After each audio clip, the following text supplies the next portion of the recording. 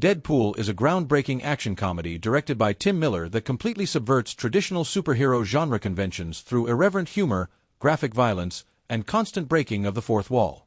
Released in 2016 after years of troubled development, the film represents one of the most original and successful reinventions of superhero cinema, proving that audiences were ready for more mature and subversive approaches to comic book material. The story centers on Wade Wilson, played in a transformative performance by Ryan Reynolds, who finally found the perfect role for his comedic talent. Wade is a New York mercenary specializing in intimidating people who threaten vulnerable young people, operating in a moral gray area where he uses questionable methods for ostensibly noble purposes. His personality is characterized by constant sarcasm, incessant pop cultural references, and a fundamental inability to take any situation completely seriously, traits that will become even more pronounced after his transformation. Wade's life is completely transformed when he meets Vanessa Carlyle, played by Morena Baccarin, in a performance that perfectly balances vulnerability and strength. Vanessa works as a prostitute at a club Wade frequents, and despite the unconventional circumstances of their first meeting, they develop a genuine connection based on shared humor and mutual acceptance of their imperfections. Their relationship evolves through a comical montage that showcases different themed sexual experiences throughout the calendar, establishing both a physical and emotional intimacy that forms the emotional core of the film. When Wade learns he has terminal cancer in multiple organs, the devastating news threatens to destroy his newfound happiness. Faced with the prospect of imminent death and reluctant to force Vanessa to watch his deterioration, Wade initially distances himself from her in a misguided attempt to spare her suffering. This decision reflects both his genuine love for Vanessa and his self-destructive tendency to sabotage relationships when they become too real or vulnerable. Seeming salvation comes in the form of a mysterious recruiter who offers Wade an experimental treatment that will not only cure his cancer but also grant him superhuman abilities. Desperate and with few alternatives, Wade agrees to join the Weapon X program, a clandestine organization that transforms desperate people into controlled mutants through systematic torture and non-consensual medical experimentation. The show is overseen by Ajax, whose real name is Francis Freeman, played by Ed Skrein, as an antagonist who is simultaneously menacing and pathetically insecure. Ajax is a sadistic mutant whose primary ability is his inability to feel pain, allowing him to inflict and endure extreme violence without physical or emotional consequences. He works alongside Angel Dust, played by Gina Carano, a mutant with superhuman strength who serves as the physical executor of the brutal experiments.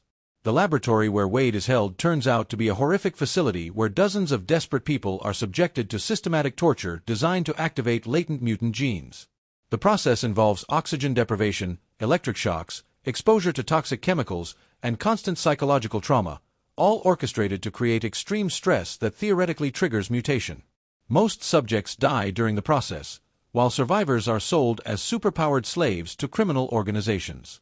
Wade's transformation is particularly brutal and prolonged. Ajax focuses on maximizing suffering to accelerate the mutation, resulting in torture lasting weeks.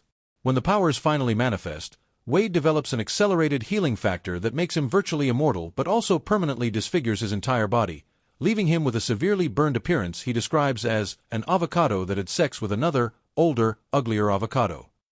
The lab escape results in a massive explosion that Wade orchestrates as revenge against Ajax, but also allows the villain to escape.